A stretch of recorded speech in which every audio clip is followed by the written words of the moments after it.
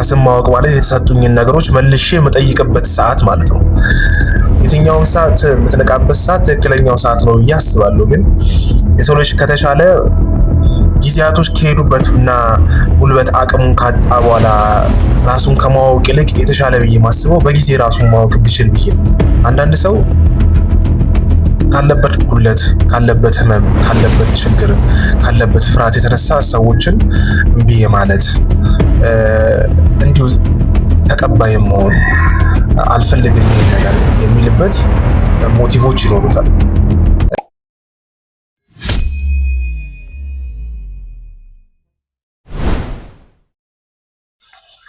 ሰላም ተወዳጆች እንዴት ናችሁ?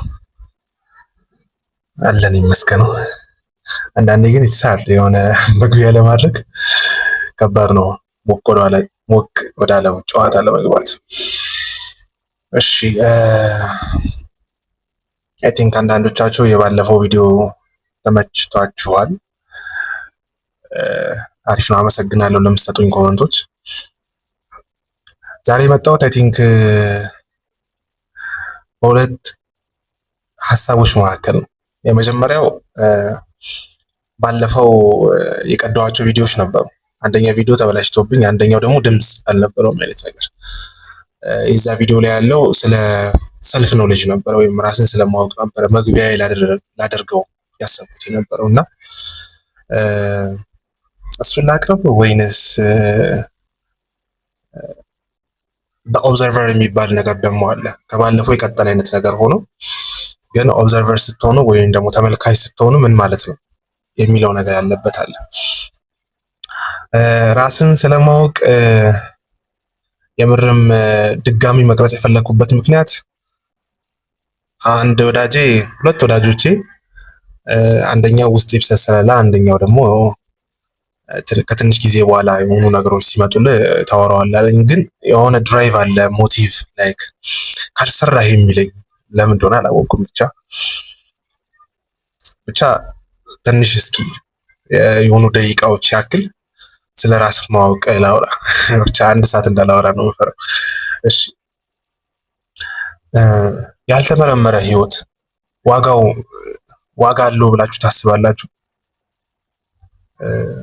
በባለፈው ቪዲዮ እንዳልኩት የምናደርጋቸውን ነገሮች ለምን እንደምናደርጋቸው፣ የማንፈልጋቸውን ነገሮች ለምን እንደምናደርጋቸው፣ ማድረግ የምንፈልጋቸውን ነገሮች ለምን እንደማናደርጋቸው፣ በተመሳሳይ ሁኔታ መውጣት ከምንፈልጋቸው ነገሮች መውጣት የማንችልባቸው ምክንያቶች ምንድን ነው ወደሚሉት ጥያቄ የምርም ስንመጣ እና ደግሞ እንደዚህ አይነት ስሜትና ሀሳብ ውስጥ የምርም ስንመላለስ የመጀመሪያው ነገር ራስን አለማወቅ ነው ብዬ አስባለሁ። ራስን አለማወቅ ውስጥ ከመግባት ወይም ራስን ስለማወቅ ከመምጣቴ በፊት አይ ቲንክ ሁለት ፖይንቶች ማንሳት እፈልጋለሁ። አብዛኛው ነገር በሶስት ሂደት ውስጥ ያልፋል ብዬ አምናለሁ አሁን ባለኝ አንደርስታንዲንግ። እሱ ምንድነው? ለሰዎች የሆኑ የምታደርጓቸው ነገሮች ይኖራሉ። ስለማወቅ ከማንሳቴ በፊት እችን ፕሮሰስ ልንገራችሁና ከዛን የማወቁን ፕሮሰስ ደግሞ እነግራችኋለሁ። ሶስት ፕሮሰሶች ማለት ወይም ሂደቶች። ለምሳሌ አንዳንድ ሰው ካለበት ጉድለት፣ ካለበት ህመም፣ ካለበት ችግር፣ ካለበት ፍርሃት የተነሳ ሰዎችን እምቢ ማለት እንዲሁ ተቀባይ መሆን አልፈልግም ይሄን ነገር የሚልበት ሞቲቮች ይኖሩታል። አንኮንሽስሊ ድራይቭ የሚደረግበት ማለት ነው። ምናልባት ያ ፍርሃቱ ከሰዎች ዘንድ የማገኘውን ስለ ራሴ ያላቸው ምልከታ ይበላሻል ብሎ ሊያስብ ይችላል። የሚጠይቁትን ሁሉ ማድረግ ይጀምራል አይነት ነገር። ግን ራስን ወደ ማወቅ ሲመጣ ወይም የሆነ አንደርስታንዲንግ ሲኖረው ከዚህ የባዶነት ስሜት ከመሰማት የሆነ ነገሮችን ከመፈለግ አንጻር ለሰዎች እሺ የምንላቸውን ነገሮች በሙሉ እምቢ የምንልበት ሰዓት ይመጣል። እምቢ የምንልበት ይሄኛው ሰዓት ወይም ከታችኛው ወደ ላይኛው መጣ እንበል፣ መካከለኛው ያለው ፕሮሰስ ማለት ነው። የመጀመሪያውን ፕሮሰስ ነገርኳችሁ። ሁለተኛ ላይ ያለው ፕሮሰስ ምንድነው? ራሳችሁን ማጋፈጥ ትጀምራላችሁ። ሰዎች ሁሉ የሚያውቋችሁ በእሽታ ይሄን አድርግልኝ፣ እሺ፣ ይሄን አድርግልኝ፣ እሺ፣ በዚህ ግባ፣ እሺ፣ በዚህ ውጣ፣ እሺ፣ ለምንድን ነው በዚህ የምገባው? ለምንድን ነው በዚህ የምወጣው? ይሄን ነገር ለምንድን ነው ማድረገው? ይሄን ነገር ማድረጌ የሚያመጣው ጥቅም ወይም ጉዳት ምንድን ነው? እኔ በዛ ውስጥ ያለኝ ኢንቮልቭመንት ምን ይመስላል የሚለውን ነገር አንመለከተውም።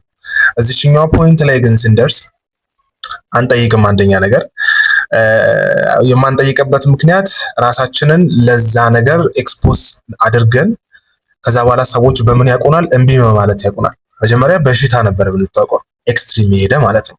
ከዛ ቱ ኤክስትሪም እንሄዳለን።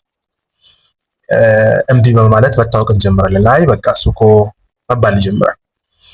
ከዛ ሶስተኛው ፕሮሰስ ላይ ስንመጣ ተመልሰን ወደ አንደኛው ፕሮሰስ ነው የምንሄደው። ያ ማለት እሺ ወደ ማለቶች እንሄዳለን። እሺ የምንላቸው ግን ተገደን አይደለም፣ ወይም ደግሞ ከሆነ ፍርሃታችን፣ ከሆነ ጉድለታችን፣ ከሆነ አለማወቃችን ከሰዎች ቫሊዴሽን ሊሆን ይችላል፣ ወይም ደግሞ ይሄ አው ልክ ነህ ከመባል አይነት ነገሮች የተነሳ መሆን ያቆማል። ፈልጋችሁ ኢንቴንሽናሊ ለዛ ሰው የሚጠቅመውን ነገር ለማድረግ ነው የምትነሳሱት። ከዛ ውጪ ሰውነታችሁ የማይፈልገውን ስሜታችሁ የማይፈልገውን በዚያን ሰዓት ልክ አይደለም ብሎ ያሰበውን ነገር ግን ምን ያደርጋል? አልፈልግም ማለት ይጀምራል። ያ ማለት ሶስተኛው ፕሮሰስ ውህድ ነው፣ የአንደኛውና የሁለተኛው ማለት ነው። ልክ እንደዚሁ ስለ ራስ ማወቅ ስንመጣ በመጀመሪያ ደረጃ አለማወቅ ውስጥ ነው ያለነው። ይህን ሰዎች ቢረዱት ብዬ አስባለሁ። ምክንያቱም ማወቅ የምትችለው መጀመሪያ ራስን ካለማወቅ ስትነሳ ነው። አንድ ቴሌግራም ላይ ያነበብኩት ነገር ነበር። ማወቅ የሚባል ነገር የለም መንቃት ብቻ ነው ያለው የሚል ነገር እና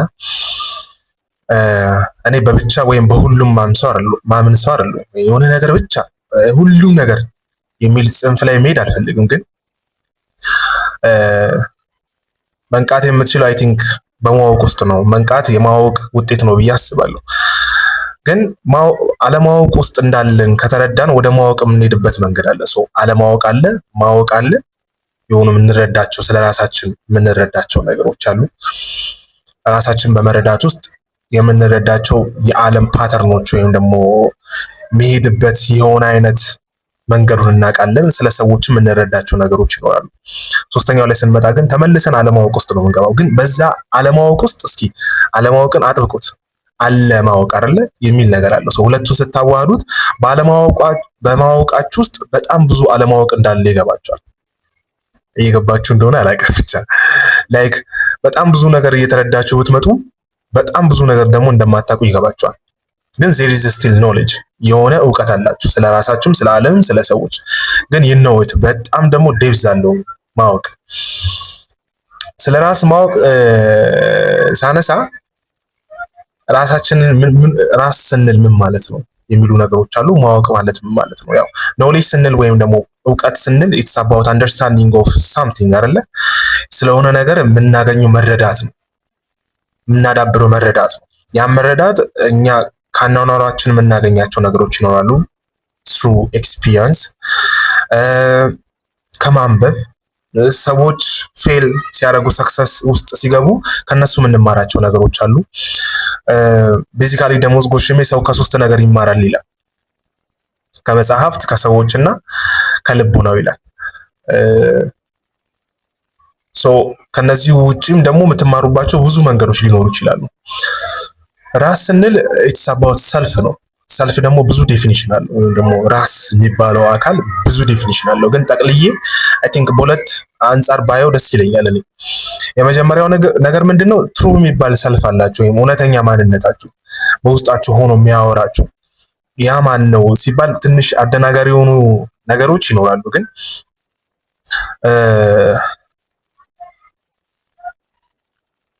ያደግንበት አስተዳደግ በጣም ፋውንዴሽን አለው ለኛ ለሰው ልጆች።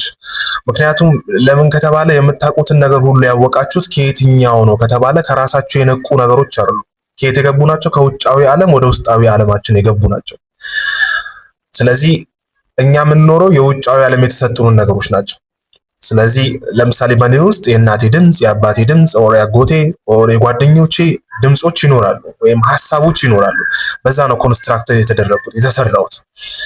እዚህ ጋር የቆመው ህንፃ ላይክ በአንድ ሰው ወይም በሁለት ሰዎች አሉ፣ በብዙ ሰዎች ነው። ምናልባት የሆነ አይነት ሂደት ውስጥ ከገባ በኋላ እንኳን የብዙ አሻራዎች ውጤት ነኝ እኔ። ከራሴ ያገኘሁትንም ነገር የለም። ጥቂት ነገር ላገኝ እችላለሁ። ምክንያቱም ከሰዎች ነው እውቀቶች የሚተላለፉት፣ አንደርስታንዲንጎች፣ ራስን ለመረዳት የምንሄድበትን መንገዶች ሁሉ የምናገኘው ከሰዎች ነው። እነዛ ነገሮቹ በሙሉ እኔ ላይ ያሳረፉት አሻራ አለ። ሜቢ እኔ ውስጥ ከገቡ በኋላ ከኔ የሚወጣው የሆኑ ጥቃቅን የሆኑ ነገሮች ሊኖሩ ይችላሉ። ግን እነዛን ነገሮች ከማወቄ በፊት በማህበረሰብ፣ በጓደኞቼ ወይም በቤተሰብ፣ በሃይማኖት ውስጥ በአባቶች የተሰራውበት እኔ አለው ወይም ደግሞ ኮንስትራክት የተደረገ የሆነ ሰልፍ አለ። ልደቱ እንደዚህ ነው፣ አንተ እንደዚህ ነህ፣ በዚህ ግባ፣ በዚህ ውጣ ተብሎ ኖርሞች፣ ህጎች ከማህበረሰቡ የሚሰጡኝ ነገሮች ይኖራሉ። እነዚህ እውቀቶች በሙሉ ሶሻል የሆኑ ኖሌጆች ናቸው፣ ወይም ደግሞ ከኛ ቅጥር ውጪ ከዚህ ሰውነታችን ውጪ የምናገኛቸው በውጫዊ ዓለም የምትሰጠን እውቀቶች ናቸው። ዓለም ስላችሁ በዓለም ውስጥ የሚኖሩት ፍጥረታት በሙሉ ልበላችሁ። ይሄ እውቀት አለ። የመጀመሪያ ያልጠቀስኩላችሁ እውቀት ፍሮም ኔቸር የምናገኘው እውቀት አለ። ወንድ መሆኔ ተነግሮኝ አይደለም ያወቅኩት። ጀስት የሆነች ሴትን ሳያ ከኔ የተለየች እንደሆነች ሴት የሚነግረኝ የሆነ ሰውነት አለኝ ባይ ኔቸር ማለት ነው። ወይም ደግሞ አንድ ህፃን ልጅ የእናቱን ጡት የሚጠባበት ተምሮ አይደለም፣ ጄኔቲካል አይደለ፣ በዘረመል ውስጥ ያለ ነው።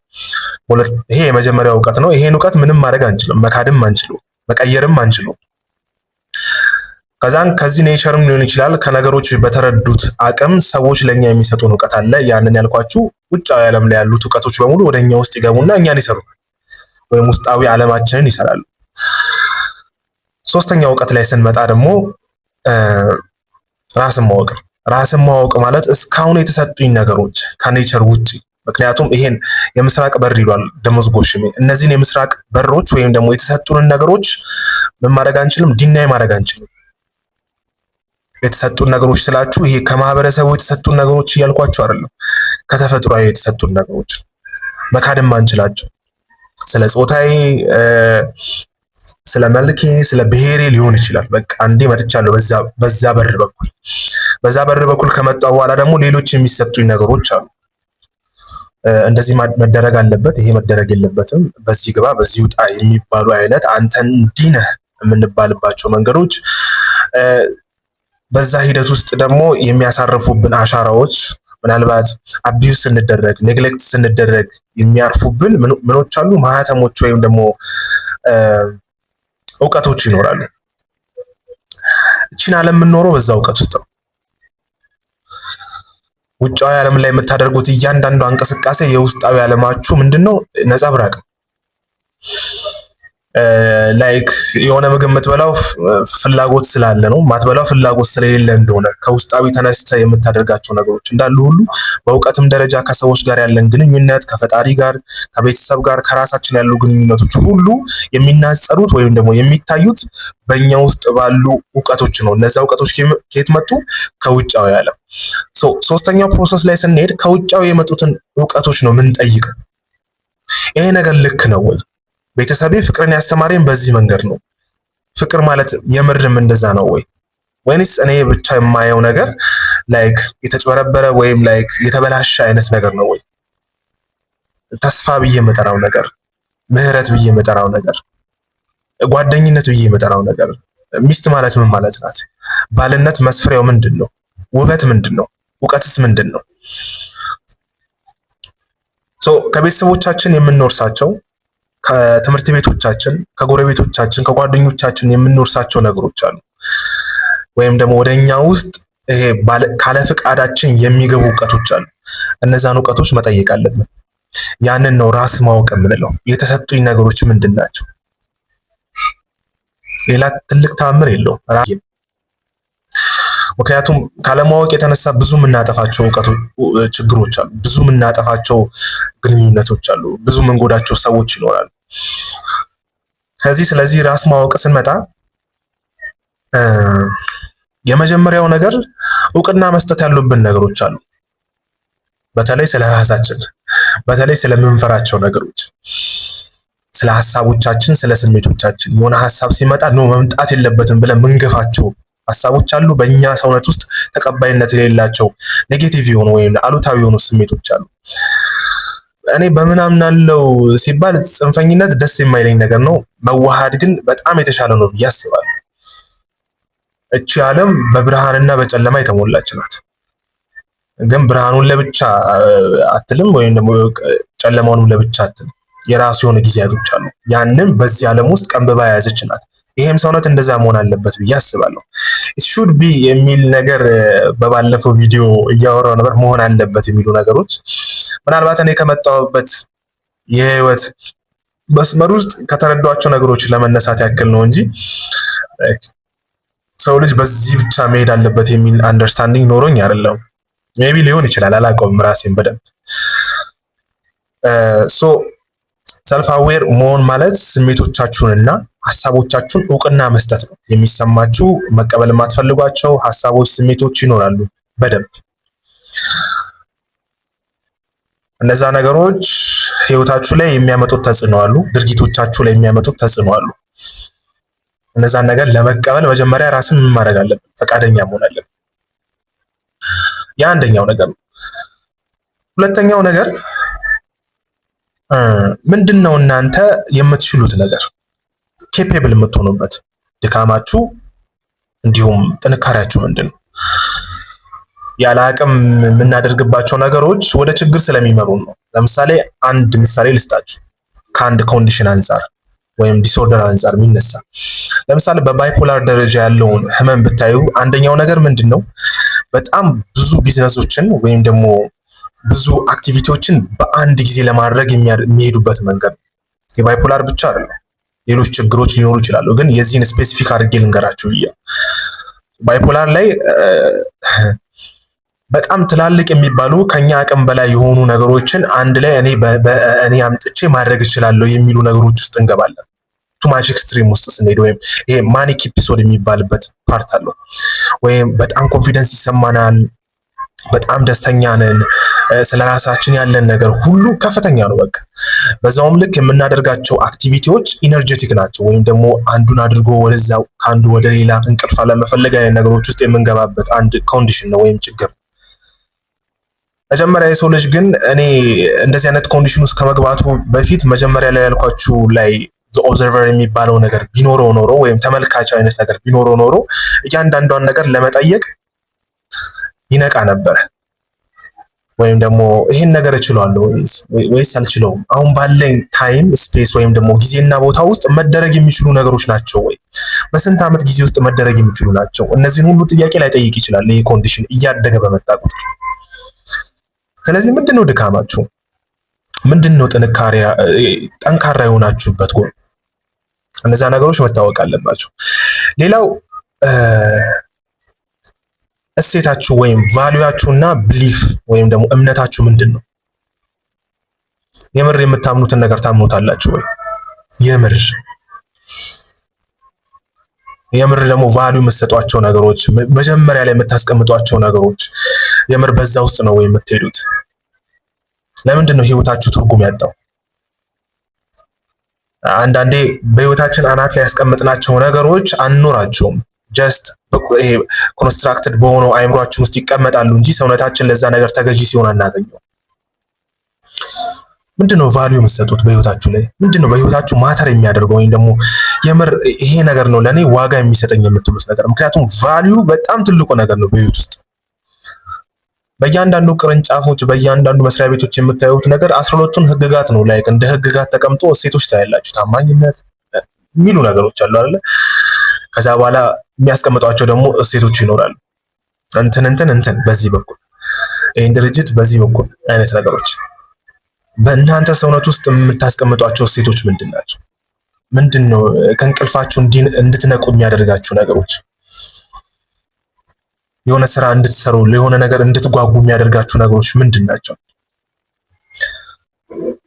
እነዛ ቫልዩዎች መታወቅ አለባቸው። እነዛ ቫልዩዎች ምን አላቸው? ሚኒንግ አላቸው። ሚኒንግ ደግሞ የራሱ የሆነ ሂደት አለው ወይም ደግሞ የራሱ የሆነ ስኬል አለው።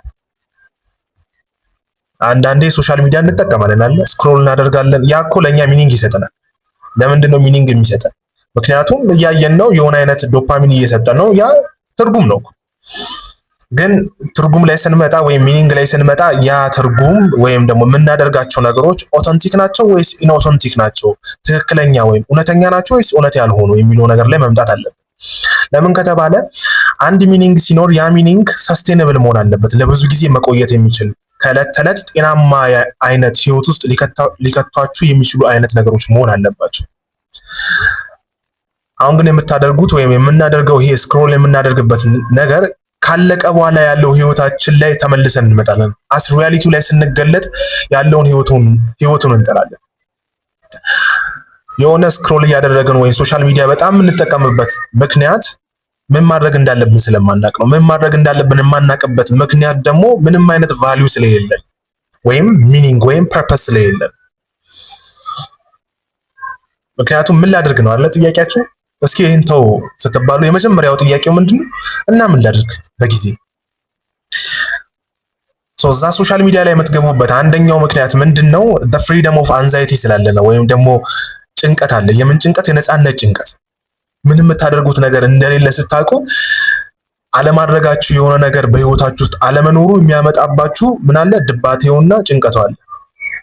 ያንን ዲስትራክት ለማድረግ ነው ሶሻል ሚዲያ ላይ አብዛኛው ጊዜ የምንጣለው እንጂ ታይምና እኮ ብዙ ስራ ያለው ቢዚ ሚኒንግ ያለው ሰው እኮ ያን ያክል እኮ ሶሻል ሚዲያ ላይ ያሳልፍ። እውነቱን እናውራ ከተባለ ግን እዛሽ ሞመንት ላይ የምታገኙት ላይክ ሲጋራ እንደማጨስ አስቡት እና እዛሽ ሞመንት ላይ ከሶሻል ሚዲያው የምታገኙትን ነገር ካገኛችሁት በኋላ ሶሻል ሚዲያውን ስትዘጉት ለምንድን ነው ወደ እውነታው ስትመጡት የምትደበሩት?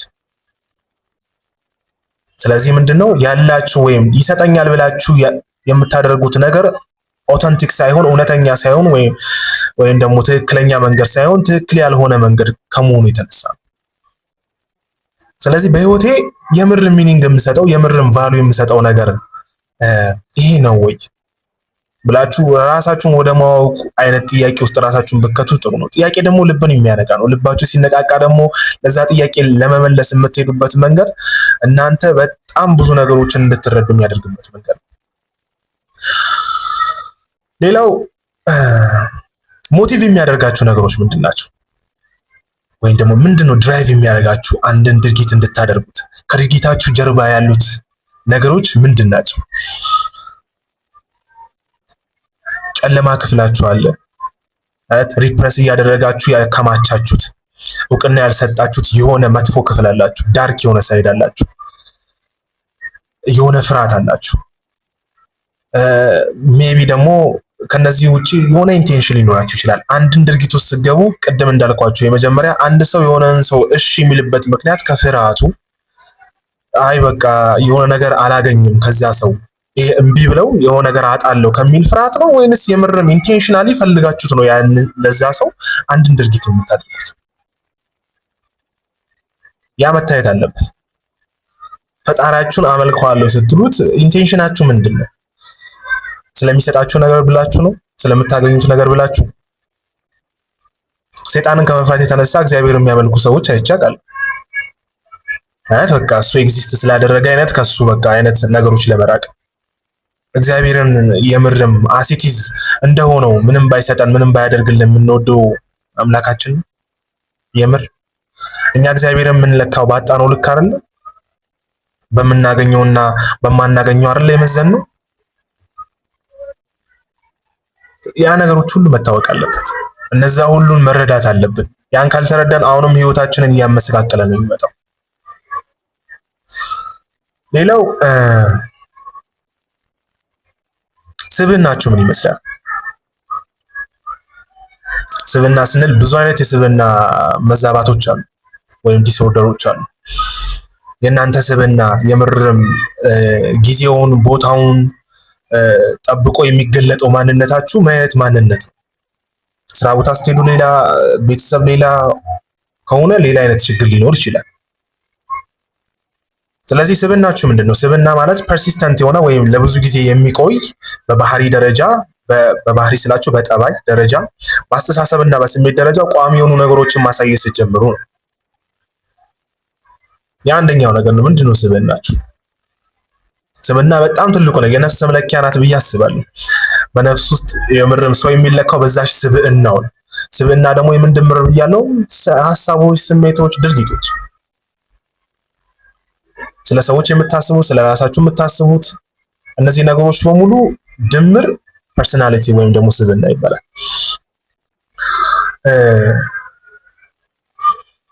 ራስን ወደ ማወቅ ስንመጣ እንዴት ነው እኛ ከሰዎች አንጻር እኛን የምናየው? እኛ ለብቻችን ስንሆንና ከሰዎች ጋር ስንሆን ምን አይነት ሰው ነን? እናስመስላለን ወይ? እንዋሻለን ወይ? የማንፈልገው ነገር ውስጥ እንገባለን ወይ? ምን ለመሆን ነው እነዛን ነገሮች የምናደርገው? የሰው ልጅ የምድርም ትክክለኛው ማንነቱ ለብቻው ሲሆን ያለው ማንነቱ ነው ይባላል። ለብቻችሁ ስትሆኑ እናንተ ማን ናችሁ?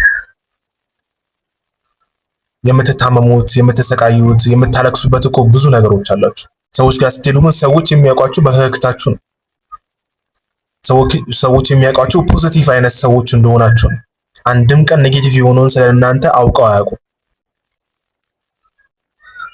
ስለዚህ እናንተ ከሌሎች ሰዎች አንጻር ራሳችሁን ስታዩት እንዴት ነው? የሆነ ጀማ ውስጥ ስትገቡት ምን አይነት ሰው ናችሁ?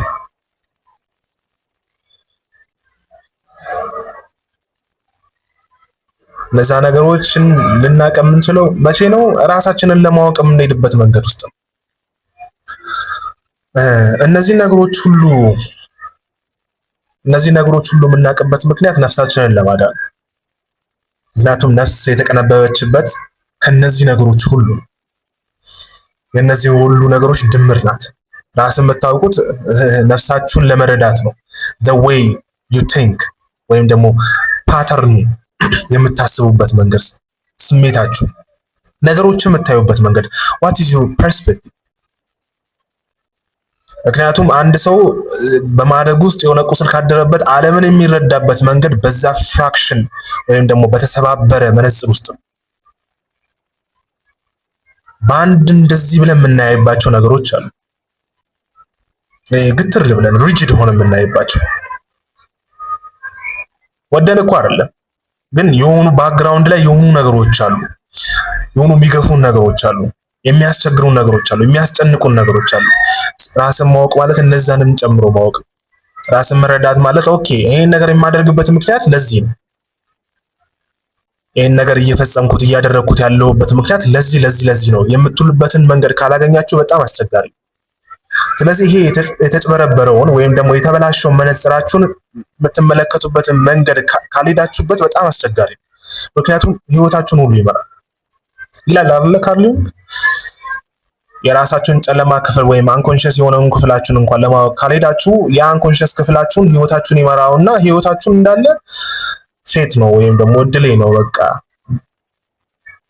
ዲተርሚኒስቲክ መሆን እንጀምራለን። በቃ ምንም የሚቀየር ነገር የለም፣ ምንም የሚለወጥ ነገር ላይ የለም ብለን ነው የምንሄደው። ያ ደግሞ ከቤተሰብ ጋር ያለንን፣ ከጓደኞች ጋር ያለንን፣ ከራሳችን ጋር ያለንን፣ ኢቭን ከፈጣሪ ጋር ያለንን ግንኙነት ሁሉ ያበላሽብናል። ይህን ራስ ማወቅ ውስጥ ስንገባ የምንጠቀመው ለምን ይጠቅማል ካለን የመጀመሪያው ነገር ስለ ብዙ ነገሮች ነው በጣም የምንረዳው። ዓለምን ልታውቅ የምትችለው ከዓለም ወጥተህ ነው። ከማትሪክሱ ወይም ከሚደረጉ ድርጊቶች በማስታወቂያው ወይም በሌሎች እናንተን ትራፕ ለማድረግ ከሚሄዱበት መንገድ ነው የምትወጡት። ማስታወቂያው ስሜትን ነው የሚጠቀሙ። ስሜትን ተጠቅሞ እናንተ ውስጥ ፑት የሚያደርገው ነገር አለ፣ ወይም እናንተ የሆነ ጉድለት ሊኖራችሁ ይችላል። ያንን የሚይዝበትን ምን ይሰራል? በጣም ሴንሴሽናል የሆኑ ነገሮችን ይሰራላቸዋል። በምግብ፣ በልብስ፣ በሽቶ ኦር ሳምቲንግ። ለምንድን ነው አብዛኛው ማስታወቂያ በሴቶች የሚሰራው? ለምን ይመስላችኋል? በእነሱ በኩል ነው ብዙ ወንዶች ላይክ የሆነ አይነት ነገር ውስጥ የሚገቡት። እንቸገራለን አለ በሴቶች በኩል ወንዶች። ስለዚህ ማስታወቂያ የሚያደርገውን ነገር በእያንዳንዱ ቡቲክ ላይ የሚቀመጡት ልብሶች የእናንተን ኢነርጂ ፎከስ ለመውሰድ ነው የሚቀመጡት።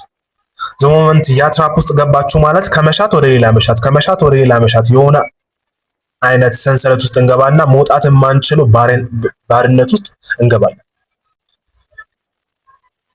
ስለዚህ ስናውቅ ራሳችንን ስለ ዓለምም ጭምር ነው እየተረዳን እንመጣው። ዓለም የምትሄድበትን መንገድ በጣም የሚያስገርሙ ብዙ ነገሮች አሉ። ስለ ራሳችን እንረዳለን። ራሳችንን በመረዳት ውስጥ የምንረዳው ደግሞ ስለ ሌሎችም ጭምር። እኔ የማደርገውን ድርጊት ከምን አንጻር እያደረግኩት እንደሆነ ወይም ደግሞ ዊዛውት ኢንቴንሽንም ሊሆን ይችላል፣ ግን የሆነ ሞቲቭ እያደረገኝ የሆነ ነገር ማልፈልገውን ነገር የሚያስደረገኝ ከሆነ ሰዎች ቢፈርዱብህ ደስ ይላል? ደስ አይልም ማለት ይሄን አንደርስታንዲንግ ሲኖራችሁ ግን ሰዎች አንድን ነገር የሚያደርጉበት ምክንያት በፍሬያቸው ብቻ አይደለም የምትለኳቸው፣ ያን ፍሬ ያደረጉበትን ሂደትን። እኛ እኮ ሰዎች ላይ ፈራጅ የምንሆንበት ምክንያት ለዛ ነው። ያደረገውን ነገር ነው የምናየው፣ ለምን እንዳደረገው ግን አንጠይቅም። ያን ያደረገበት ምክንያት እኮ ብዙ ሊሆን ይችላል። ብዙ ሸክም አለው የሰው ልጅ፣ እኛም ሸክም አለብን። ሸክማችንን እያወቀን ስንመጣ ብዙ ሰዎችም ሸክም እንዳላቸው አይነት የምንረዳበትን መነጽር እናገኛለን። ስለዚህ በቃ አትፍረድ ብቻ አይደለም፣ ጀርባው ላይ ብዙ ነገሮች ስላሉ በወንድም ውስጥ ያለውን ጉድፍ ለምን ታያለህ? በአንተ ውስጥ ይሄን የሚያክል ጉድፍ እያለ ጉድፍን ማየት ሲጀምር ኦኬ ታያለህ፣ ትረዳዋለህ። መፍረድ ላይ አትገባም። መጀመሪያ አንተን ታጠራውና ከዛ በኋላ እሱ ያንን ጉድፍ ማውጣት የሚችልበትን መንገድ ታሳየዋለህ። ስትፈርድ ወይም ደግሞ አንድን ነገር ስትናገር ከምን አንጻር መሆን ይጀምራል? ከጥሩ ኢንቴንሽን አንጻር፣ ወንድምህ እንዲድን ከመፈለግ አንጻር መሆን ይጀምራል። ሌላው ነፃነትን የሚሰጥ ነገር ነው። ራስን ማወቅ ስለ ነፍሳችሁ ማወቅ ከሆነ ነፍሳችሁ ደግሞ በስጋችሁና በመንፈሳችሁ መካከል በዓለምና በመንፈሳዊ ሕይወት መካከል ያለ ምንድነው ወሳኝ የሆነ አካል ነው። የአካልን እያወቃችሁት የተረዳችሁት ስትመጡ እሱ ለሚፈልገው ነገር ወይም እዛ ነፍስ ውስጥ ላሉት ቁስሎች እነዛ ቁስሎች ለሚያመጡባችሁ ሐሳቦች፣ ስሜቶች ተገዢ አትሁኑ። ይሄ ሐሳብ የኔ ሐሳብ ነው ይሆን? ምክንያቱም እነዚህ 3 ሰንሰለቶች አሉ፣ ሐሳብ፣ ስሜት፣ ድርጊት። በሌላ ቪዲዮ በደንብ እናወራለን። በአእምሮ የሚመጣው ሐሳብ ሁሉ እውነት አይደለም። it's not a fact። ከብዙ አንጻር ብዙ ሐሳብ ሊመጣ ይችላል። እነዛ ሐሳቦችን መመርመር የሚችለው ራስን ማወቅ ላይ ያለ ሰው ነው። ይህ ሐሳብ ከየት ነው የመጣው የሚለውን ነገር መረዳት የሚችለው። ይህ ስሜት ከየት ነው የመጣው በዚህ ሰዓት ለምን? ስለዚህ በስሜታችሁ በሐሳባችሁ የምትነዱ አይነት ሰዎች መሆን ታቆማላችሁ። እነዛ ስሜቶችና ሐሳቦች ደግሞ ኖት ኦንሊ ከእናንተ ብቻ እኔ አፈልጌ ከምለው ብቻ ሳይሆን ከማልፈልገውም ክፍሌ፣ ከማልፈልገውም ቁስሌ፣ ከማልፈልገውም ህመምም ይመጣል። እናም ደግሞ መዋሃድን ስለማምንበት ካለ ቁስላችሁ ምንም ናችሁ። ቁስላችሁ እናንተን ትራንስፎርም ያደረገበት መንገድ አለ። ምን አይነት ሰው አደረጋችሁ? አንድ ነገር መጥፎ ነው ጥሩ ነው አይባልም። ዘዌ አንተ የምትጠቀምበት መንገድ ነው ያንን ነገር መጥፎ ወይም ጥሩ የሚያደርገው። ገንዘብ ጥሩም መጥፎም አይደለም፣ እንዴት ነው የምትጠቀምበት? ቁስል ጥሩ መጥፎም አይደለም፣ እንዴት ነው የምትጠቀምበት? ያለ ቁስላቸው ጠባሳ የሆነላቸው ሰዎች አሉ። ቁስላቸው ደግሞ እየመረቀዘ የሚያስቸግራቸው ሰዎች አሉ። እንዴት ነው ቁስልህን የምታየው? ከቁስልህ ምን ተማርክ? ምን ተረዳ? ከዛ በኋላ ሰዎች መጥቶ ቢነኩት ያማል ወይ ትሪገር ትደረጋለህ ወይንስ እንዴት ነው ድኛለሁ ብለህ የምርን በልበ ሙሉነት ታወራለህ? ስለዚህ እነዚህ ነገሮች ሁሉ የምናውቀው አይ ቲንክ ብዙ ነገር እያወራው ነው፣ ግን በዚህ ራስን የማወቅ ሂደት ውስጥ ነው ብዬ አምናለሁ። እና የምርም የሰው ልጅ የመጀመሪያው ነገር ምንድነው የምርም ሰጀስት የምታደርገው ካላችሁ ራሱን ማወቅ ቢችል። ራሱን በማወቅ ውስጥ ግን ብዙ አለማወቆችን እየተረዳ እንደሚመጣ ያ ደግሞ ትህትና ይሰጠዋል። ላይክ ሂዩሚሌትድ ይሆናል፣ ሂዩሚሊቲ ይኖረዋል። እና በተሻለ አቅም የመጀመሪያ ላይ ቪዲዮ የሰራሁላችሁ ነበር። አይ ቲንክ እዛኛው ቪዲዮ ላይ ብዙ ነበር ያወራሁት፣ ግን እቺ ትበቃለች ብዬ አስባለሁ። ቻ ሰላማችሁ ይብዛልኝ።